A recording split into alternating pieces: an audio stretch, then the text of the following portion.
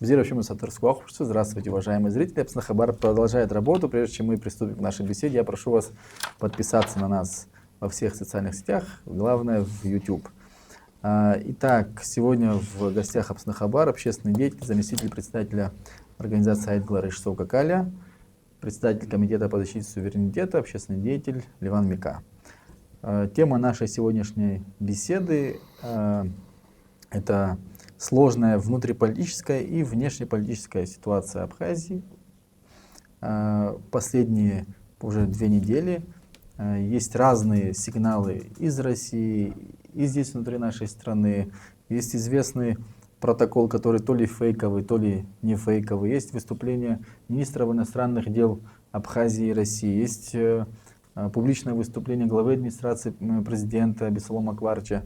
То есть очень много событий, и, честно говоря, разобраться в этих сложных политических, геополитических моментах непросто. И поэтому сегодня мы попробуем провести такую беседу, аналитическую беседу, понять, где правда и где ложь, и донести эту информацию до наших зрителей. Особенно хочу сказать, что большая истерия под последними видео на Апснахабар. Продолжайте комментировать. Мы все это смотрим, все это анализируем. Спасибо за вашу активность. Что, Иванович? Пожалуй, с вас начнем. Пишите, пожалуйста, что самое главное произошло и какие выводы мы можем предварительно сделать на сегодняшний день. Во-первых, здравствуйте, спасибо за приглашение. Что произошло самое главное за это время, сложно сказать. Все, что произошло, все довольно серьезно и, наверное, главное все. Вот. Вы знаете, что назовем условно это осенним политическим сезоном. Вот. Осенний политический сезон начался с того, что в средствах массовой информации, в сети интернет появилась копия так предполагаемого протокола совещания. Вот. Вокруг чего тут же началась политическая активность.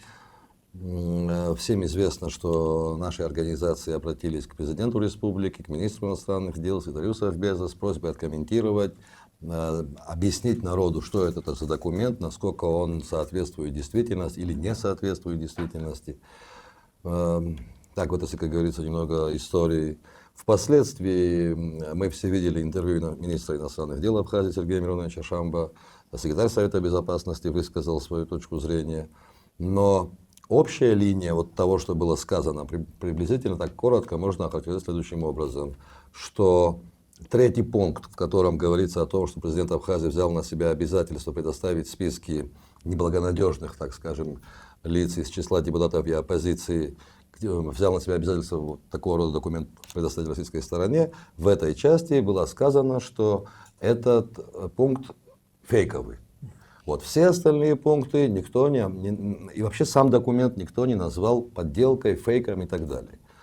Вот. Пресс-служба президента сделала аналогичное заявление, и потом уже, когда руководитель аппарата президента Республики Абхазия Абисалом Алексеевич Кварча давал интервью на канале Абхазского государственного телевидения, вот там уже он четко, внятно и ясно назвал этот документ поддельным. Вот примерно вот так вот это все происходило, и примерно так это все выглядело. Теперь пункты, которые изложены в этом документе, так скажем, обязательства абхазской стороны, там и апартаменты, вот, 3 вот этих вот, значит, там соглашения по судебным решениям, инвестиционное соглашение и проект апартаментов. Все эти 3 инициативы, скажем так, или 3 вопроса, которые обсуждались в парламенте, вызвали очень серьезную внутриполитическую нестабильность в Республике Абхазия. Вот я бы хотел начать с апартаментов. Апартаменты изначально были предложены президентом, я вот так, чтобы восстановить в памяти. Были предложены президентом Абхазии, естественно, да. Конечно. Абхазии, он был предложен на территории всей Республики Абхазия. То есть предполагалась продажа апартаментов, и этот закон должен был регулировать апарт-отели, деятельность апарт-отелей и продажу иностранным гражданам апартаментов. Этот проект был внесен в Народное собрание, но впоследствии, так скажем, внутриполитическая активность, которая последовала за внесением этого законопроекта, вынудила президента отозвать этот законопроект из Народного собрания. Вот. Впоследствии этот проект был переделан вот, под развитие экономическое развитие восточных регионов Абхазии, Ачамчирского, Галского, Ткачалского района, и уже через депутатов Восточной Абхазии вновь внесен в Народное собрание. Это снова вызвало волну критики, снова вызвало внутриполитическую активность, нестабильность внутриполитическую. И этот проект закона тоже был отозван. Кстати говоря, когда вот этим занималась власть, поступала информация, что срок принятия этого законопроекта установлен, тогда не говорилось с кем, не говорилось почему, на каких основаниях, до 1 августа 2024 года. То есть была такая информация, что если закон не будет принят, то будут некие последствия, начнутся проблемы, ну и далее по списку. Вот. После того, как парламент отозвал этот проект, вдруг появился уже в сентябре, в конце августа, в начале сентября в сети интернет появился протокол, о котором мы говорили выше, в котором было прямо указано, что отказ абхазской стороны реализовать данную инициативу влечет за собой последствия в виде приостановки софинансирования отдельных направлений Бюджетников, да. в оплате бюджетников и так далее. То есть, все, к чему все это говорю, то есть все, что было изложено в этом протоколе, оно перекликается с той реальностью, которую мы пережили. То есть есть нарушение и есть санкции. Хотя вот это не самое подходящее слово санкции. Ну, применил ее, Но последствия, да, скажем так. Назовем это последствия. Теперь у нас в парламенте остались два соглашения. Они сейчас в настоящее время находятся в парламенте. Это соглашение по инвестиционной деятельности и соглашение, я сейчас могу ошибаться в названиях, да, могу не точно какие-то себе позволить, но в общем-то понятно, о чем идет речь. То есть соглашение по инвестиционной деятельности и взаимное признание судебных решений по экономическим вопросам. Судебных, арбитражных. Да, судебных арбитражных по экономическим вопросам. Вот. Соответственно, по смыслу этого протокола, от того, какие решения будут приняты парламентом по вот этим двум соглашениям, зависит возобновление софинансирования. не возобновление, а вообще характер взаимоотношений между исполнительной властью Республики Абхазия и, соответственно, исполнительной властью Российской Федерации. Вот по тексту этого протокола, из текста этого протокола вытекает именно это. Теперь руководитель администрации аппарата президента назвал это фейком. Но в то же самое время власть во главе с президентом очевидно, объективно ориентирует политические силы, поддерживающие власть, на то, чтобы обвинить во всем происходящем оппозиционные силы. Мы это видим по тем встречам, которые проходят у президента. Мы это видим по тем интервью, которые вдруг начало транслировать абхазское телевидение. И мы наблюдаем активность анонимных каналов, которые в унисон позиции провластных политических организаций обвиняют оппозицию в том, что вот, видите ли, из-за действий оппозиции испортились отношения Абхазии и России. Хотя я не помню ни одного заявления политических сил, чтобы кто-то где-то негативным образом высказывался в адрес нашего единственного стратегического союзника Российской Федерации. Вот здесь, вот, я думаю, было бы важно сказать следующее. Единственным документом, который был представлен общественности, который ратифицирован парламентами двух стран, это документ, называется «Программа формирования общего социального и экономического пространства между Российской Федерацией и Республикой Абхазия на основе гармонизации законодательства Республики Абхазия с законодательством Российской Федерации». Подписан он президентом Республики Абхазия Асланом Георгиевичем Жане, премьер-министром Александром Золотисковичем Анкваб, заместителем председателя правительства Российской Федерации Хуснуллиным и заместителем руководителя администрации президента Российской Федерации Козаком Дмитрием Николаевичем. Датирован он 12 ноября 2020 года. Вот это единственный документ, в соответствии с которым абхазская сторона, в соответствии с законодательством Абхазии, взяла на себя обязательства. Вот среди этих обязательств нет ни одного пункта, о котором говорит сегодня власть. Вот в этом документе нет ни одного пункта об апартаментах. Нет ни одного пункта, в котором говорится, вот в этом протоколе. Ратификация отдельных соглашений. Понимаете, Да. всего этого нет. И здесь, кстати говоря, последний срок, крайним сроком исполнения вот этих всех обязательств указан 23 год, 2023 год. Кто, когда, где и при каких обстоятельствах брал на себя иные обязательства, мне сложно говорить. И почему за эти обязательства, которые кто-то где-то как-то на себя взял, должна отвечать абхазская сторона и абхазский народ, для меня остается загадкой. А виновные абхазские оппозиционеры? И виноваты в этом почему-то абхазские оппозиционеры, понимаете? Ну, немножко такая, ну, вообще мы последние годы наблюдаем такой диссонанс в том, что происходит, с тем, в чем начинают обвинять, понимаете? Знаете, как вот поэтому, так назовем его условно, плану гармонизации, те обязательства, которые взяла на абхазская страна на себя, если она их не выполнила, в этом нет вины оппозиции, в этом нет вины парламента.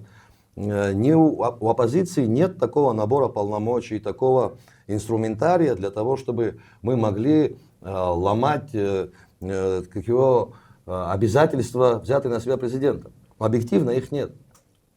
Весь набор полномочий своего находится у исполнительной власти. И если они не умеют пользоваться этим набором инструментов, в этом, как говорится, не виновата ни оппозиция, ни зеркало.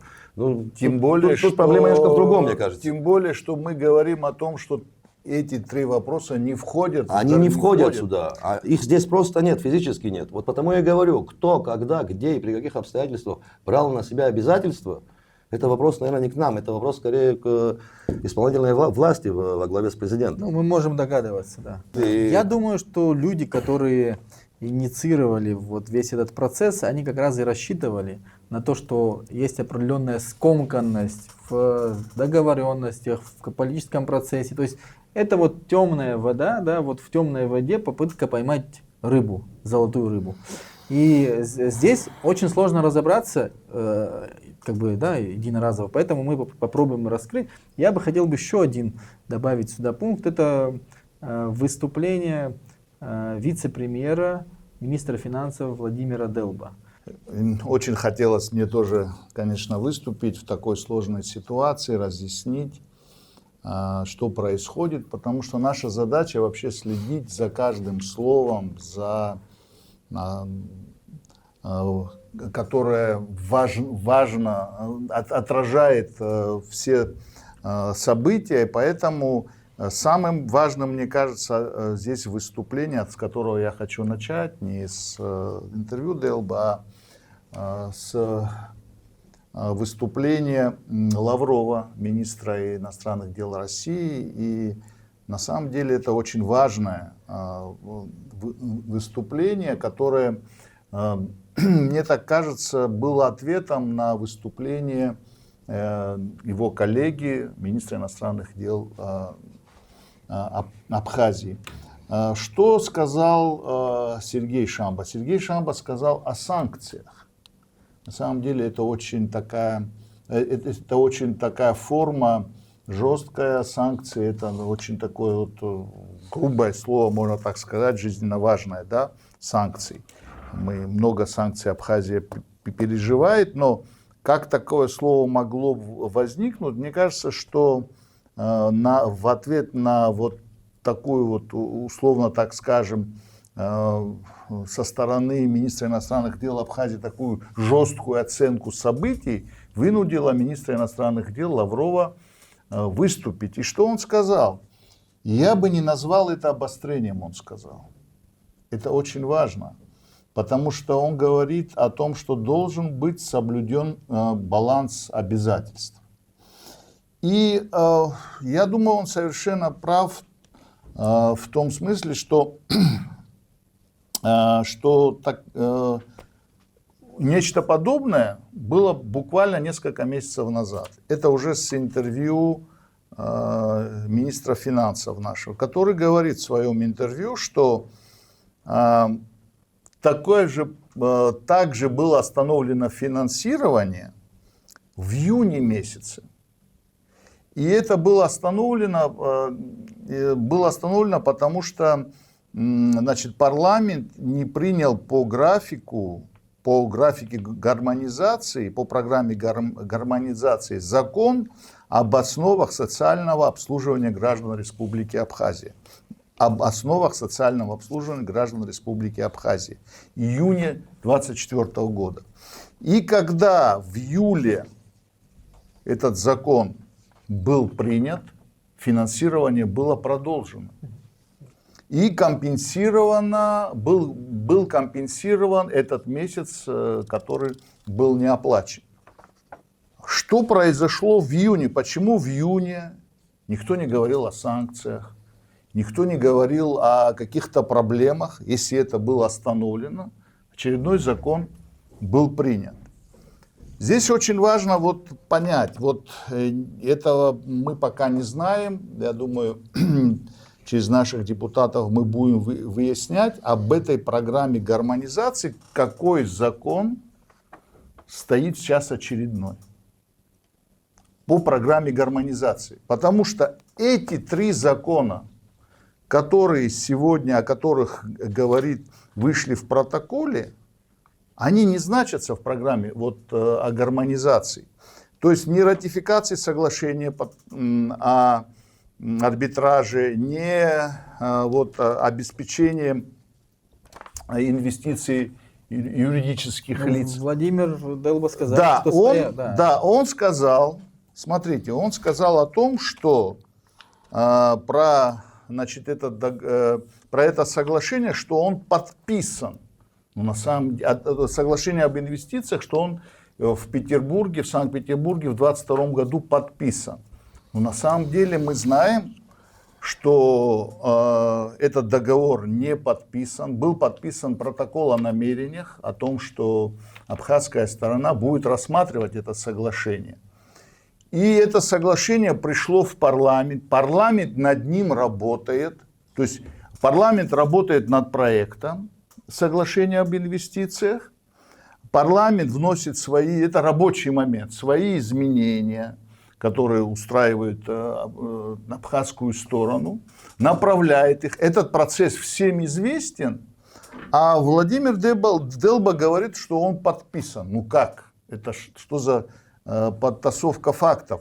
Значит, здесь очень важно что отметить. Что происходит, то есть любой закон, оно проходит, во-первых, соглашение, во-первых, обсуждение. Вносятся корректировки, согласовываются стороны. На это нужно определенное время. Это так не бывает. То есть даже в принципе, министр экономики Кристина Узган не могла подписать, не пройдя эти все стадии. Процедуры согласования. Да, процедуру согласования. Поэтому возникает вопрос, как эти 2 соглашения и 1 закон влияют на финансирование, которое было остановлено. Здесь надо понимать, что есть еще другие законодательства, я просто объясню. Есть план по гармонизации, в котором прописаны все пункты, по которым надо действовать, и они привязаны к финансированию. Этим доплаты 22-25 год, где идут доплаты учителям и так далее. И если эти две стороны, то есть абхазская сторона по гармонизации какие-то законы или соглашения, или внутреннее законодательство в какие-то сроки не меняют, российская сторона останавливает финансирование. Но мы еще раз говорим, ни апартаменты, ни 2 этих соглашения, они не входят в эту бумагу, они не являются обязательством абхазской стороны. Говорить о том, что есть какие-то обязательства, мы можем говорить только о личных каких-то обязательствах, которые не относятся к государству Абхазия. Государство Абхазия может нести обязательства только те, которые подписаны и которые, значит, прошли согласование в парламенте, и тогда это является обязательством абхазской стороны. Поэтому я так думаю, что, когда выяснится, какое очередное решение, как закон по гармонизации пройдет, парламент его примет, финансирование будет продолжено. Ну, по логике вещей должно быть так. Да, должно По быть логике, так, да. так, должно быть так. И здесь мы тут тоже вот отслеживаем, да, общественные события. Не напрасно на встрече с Амцахарой президент, один из спикеров, попросил, значит, Бжане, президента Бжане, значит, посодействовать этому вопросу. Кроме него, типа, это никто не может, и он должен помочь, чтобы финансирование дальше было продолжено. Ну, здесь еще есть момент. Мы до этого тоже, экономисты говорили, специалисты, разбирающиеся в этой области, говорили о том, что вообще финансирование с российской стороны в соответствии с достигнутыми договоренностями будет сокращаться. И к 2025 году 85% вот этого совместного финансирования должна принять на себя уже абхазская сторона. Это вполне логично, в этом нет ничего удивительного, и я считаю это абсолютно нормальным. Если позволите, вот то, что вы говорили, Ишсов, Ливан, и ты хотел бы все-таки вот к чему выйти. Здесь, в этом протоколе, два вопроса. Это договоры, которые нужно было подписать и потом ратифицировать, и закон об апартаментах. Апартаменты, если речь идет об гармонизации, апартаменты в России не приняты. Как можно гармонизировать с Российской Федерацией то, что у них еще не является законом? Ну, Вот в этом, я считаю, что все-таки здесь речь идет о таком подлоге, да, и мы должны это обсудить. Невозможно гармонизировать то, что не принято еще в Российской Федерации. Хотя бы, если мы исходим из этого. мы возвращаемся к тому, с чего начинали. Вопрос апартаментов в плане гармонизации, так условно назовем, официально подписанном и ратифицированном парламентами, этого вопроса в этом плане нет. И тут неважно, есть закон об апартаментах в России или нет его. Потому что, еще раз повторяю, в плане гармонизации этого вопроса нет. Нет, я про риторику. Вот смотрите, мы отвечаем одно на факты, а другое отвечаем на обвинения. Понимаете? Нам говорят, вот абхазской стороне нужно гармонизировать законодательство с Россией. Поэтому нам Нет, нужно нам так принять не одно. говорят. Нам говорят, что не исполнены взятые на себя обязательства. Это Россия нам говорит. Да. Я говорю про то, что наши говорят. С Российской Федерацией все понятно. Наши разное говорят. Наши чего только не говорят. Если на все, что они говорят, мы попытаемся сегодня здесь ответить, мы здесь будем сидеть до утра. Понимаете, для меня сегодня важно, как выглядит моя страна перед Российской Федерацией. Для меня вот это важно. И потому я пытаюсь найти ответы на то, что мы слышим из Российской Федерации. Российская Федерация говорит следующее. Абхазской стороной не выполнен ряд обязательств, взятых на себя. Мне, как гражданину этой страны, понятно, что обязательства взяты абхазской стороной в соответствии с этим документом. 45 пунктов плана гармонизации. Апартаментов в этом документе нет. И потому мне непонятно, почему официальные власти Абхазии пытаются объяснить абхазскому народу, что непринятие закона об апартаментах повлекло такие последствия за собой. Мне это непонятно. Мне также непонятно, почему в этом пытаются обвинить оппозиционные силы. Мне это непонятно. Понимаете, не мы брали на себя обязательства, не мы подталкивали власти Абхазии к тому, чтобы они взяли на себя определенные обязательства. Даже если в плане гармонизации есть пункты, которые абхазская страна не смогла исполнить, и это напрямую указывает на то, что когда вот эти публичные, официальные, ратифицированные обязательства брала на себя исполнительная власть во главе с президентом, значит, еще тогда, в 2020 году, плохо представляли себе, насколько реальна реализация этих пунктов. Значит, плохо планировали. Значит, плохо контактировали с парламентом. Это мы, значит, плохо, да. значит, было плохое взаимодействие с обществом, с общественными организациями. Опять же, оппозицию в этом винить бессмысленно. Я говорил и повторю еще раз. Такого набора полномочий, какие есть сегодня у исполнительной власти, ни у оппозиции, ни у общественных организаций в принципе нет. У меня В принципе, одна крамольная мысль. у нас нет доступа к центральному телевидению, к абхазскому телевидению. Нас туда попросту не пускают. Понимаете? Мы не имеем тот набор инструментариев, который имеет исполнительная власть. И обвинять сегодня в чем-то нас, это не профессионально, это не ответственно, это несерьезно, как минимум. Я бы здесь что хотел бы добавить? То, что гармонизация, вот я постараюсь людям, попроще объяснить, как я это понимаю. То есть это законодательство двух стран, которые, в нашей ситуации, когда абхазское законодательство должно быть изменено для того, чтобы облегчить экономическое взаимодействие, культурное, социально-культурное взаимодействие двух стран.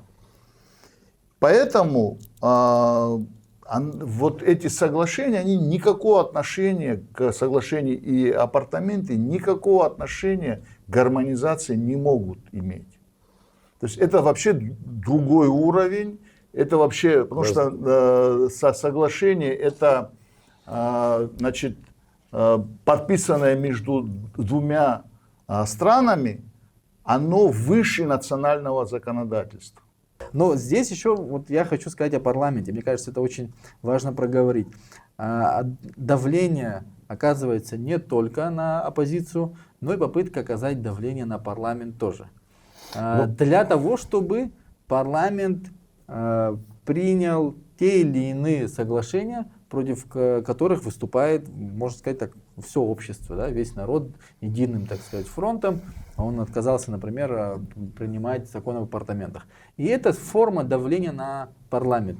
Когда власть Абхазии не может справиться со своим народом и со своим парламентом, да, с решением этого парламента, наши власти пытаются оказать давление и на народ, и на парламент через российско-абхазские отношения. То есть они ставят, используя, скажем так, черный пиар, используя своих друзей, да, используя свои связи, они пытаются давить на принятие определенных решений парламентом через российские СМИ, как открытые и публичные, в том числе и через анонимные источники и так далее. Вот что происходит. К сожалению, это факт. К сожалению, это факт. С этим придется согласиться с тем, что вы сказали. Но здесь очень важный момент. Оппозиция в своей деятельности опирается исключительно на мнение народа. И если эта оппозиция удается, это прямо указывает на то, что власть утеряла доверие народа. Вернуть его подобными трюками, о которых вы говорите, вряд ли возможно. Я думаю, что вот эти попытки власти, они только усугубят ситуацию. Власть и их сторонники в продвижении этих вопросов объективно оказались в меньшинстве. Их сегодня не устраивает позиция героев Абхазии. Их сегодня не устраивает позиция интеллигенции, научной, творческой интеллигенции. Их не устраивает позиция абхазского народа, народного собрания, то есть большинства в обществе. И если кому-то кажется, что такими методами они смогут развернуть к себе людей этих и вернуть их доверие, это грубейшая ошибка. Это грубейшая ошибка. Чем это закончится? Что будет дальше? Наверное, власть пойдет по старому излюбленному пути. Сейчас начнут наверняка собирать подписи, наверняка начнут в полной мере использовать людей бюджетной сферы под страхом увольнения, под страхом наказания. Это схема старая, она ни к чему хорошему никогда никого еще не приводила. Еще раз хочу повторить. Если власть думает вот таким вот черным пиаром развернуть к себе абхазское общество, абхазский народ, я думаю, это путь в никуда. Вот мое мнение, оно такое. Спасибо, Иван. Я бы здесь хотел бы процитировать министра финансов при завершении вот то, что мы говорили. Вот его цитата, я прочту. «Если совсем простыми словами сказать, не выполняются требования по гармонизации и ограничивается финансирование именно по одному соглашению по финансированию, обеспечению финансирования заработной платы работников социальной сферы». То есть министр финансов четко говорит о том, что финансирование работников социальной сферы, значит, остановлено временно из-за гармонизации, да, требований по гармонизации. Мы четко еще раз должны сказать, что два соглашения и закон об апартаментах не входят в, значит, 45 вопросов по гармонизации. Вот здесь и есть манипуляция. То есть министр финансов говорит одно, а министр иностранных дел говорит о санкциях, да, чтобы вот, то есть вот это и есть манипуляция для того, чтобы обвинить оппозицию, обвинить всех, кто против апартаментов, что из-за вас сегодня останавливается финансирование работников социальной сферы.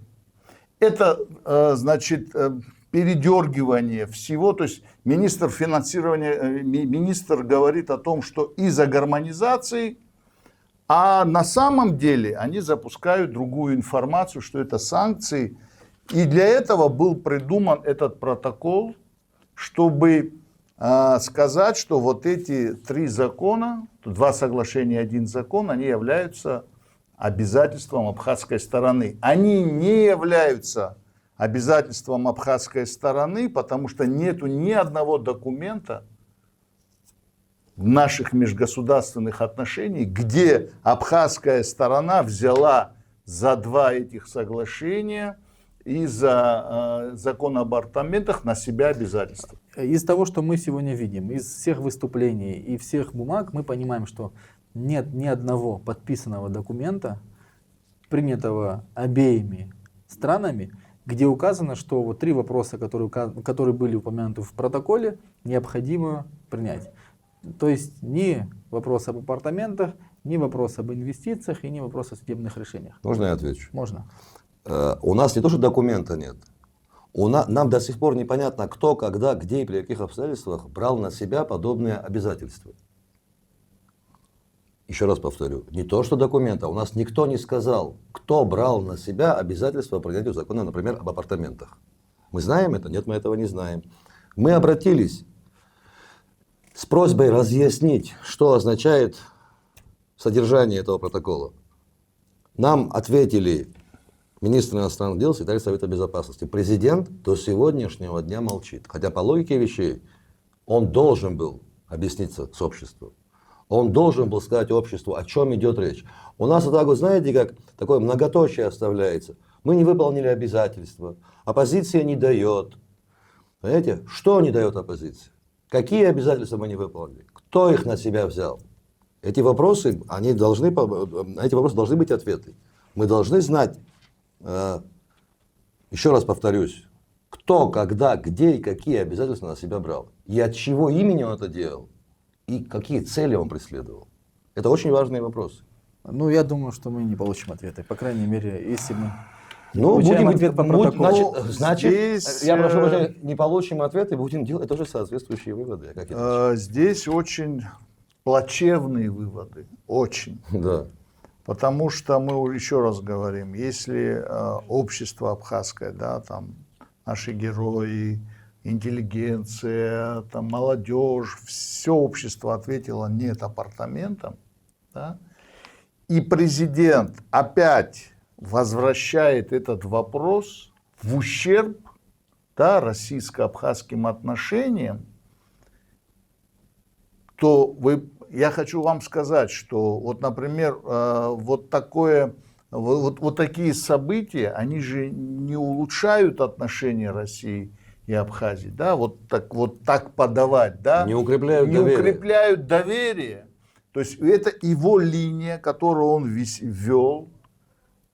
Он сейчас это хочет подкрепить именно тем, чтобы еще раз, да, доверие подорвать. Я уже об этом говорил, тем самым, что вот есть какие-то силы, оппозиция, которые вот противостоят российским интересам. Да? Это же неправда.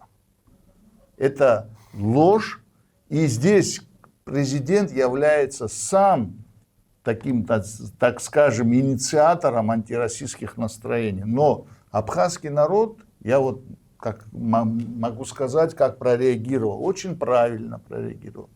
Никакого такого, знаете, вот, что вот Россия в чем-то виновата, вот в нашей, Нет, я конечно. вот в среде это чувствую, то есть никто на его провокацию, это очередная провокацию, не поддался. Вот так я бы сказал. Я бы хотел добавить пару слов. Вот если посмотреть то, о чем говорили оппозиционные силы, оппоненты власти все вот эти 3-4 года, то легко убедиться в том, что мы к этому придем, о том, что поведение исполнительной власти приведет к сегодняшнему результату, мы говорили еще в 2022-2023 году. Мы предупреждали, что такого рода действия недопустимы, что они обязательно приведут к плачевному результату, что это осложнит наши отношения с нашим единственным стратегическим партнером, который мы должны беречь как зеницу ока. Все эти годы мы предупреждали, что мы придем к тому, к чему пришли сегодня. Мы пытались остановить, вразумить исполнительную власть. Но нам, так как несмышленышам сверху вниз обещали, объясняли, что вы не знаете, вы не понимаете, вот там все не так или все это. Оказалось, все, мы понимали и пришли к тому, к чему пришли. А теперь, как из этой ситуации выходить, что делать? Сергей Миронович сказал, что мы должны все вместе найти выход из этой ситуации. В этом он абсолютно прав. Спасибо за эфир. В завершение я хочу сказать, что есть такая неуклюжая попытка сейчас у власти сделать в очередной раз виновными кого угодно, но не себя. И даже готовы объявить Абхазию виновным населением. И я убежден, что не получится. Мы примерно понимаем, что дальше будет делать исполнительная власть. Попытка еще раз, наверное, еще под другим, третьим углом принять закон об апартаментах, привязать это или другой какой-то закон, но, скорее всего, очень похожий на закон об апартаментах. Потому что, судя по всему, это такой судьбоносный вопрос для абхазского руководства. Подписывайтесь на Апснахабар, смотрите наши эфиры, ставьте лайки, комментируйте, делитесь нашими видео. Спасибо за беседу. Спасибо. Спасибо.